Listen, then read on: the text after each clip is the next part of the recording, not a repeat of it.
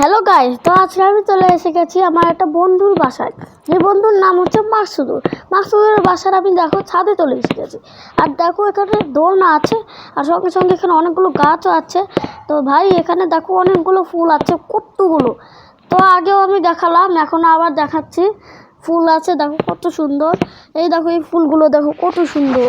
তাছাড়া এখানে উপরে দেখো একটা সিঁড়ি আছে।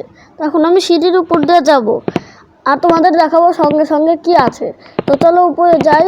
আর দেখো এখানটায় অনেকগুলো গাছ আছে, সাইডে ডেকোরেট করার জন্য রেখেছে যাতে সুন্দর দেখা যায়। আর দেখো এখান দিয়ে ভিউ কত সুন্দর দেখা যায়, কত বড় বড় বিল্ডিং, কত বড় বড় টাওয়ারও দেখা যাচ্ছে অনেক দূরে।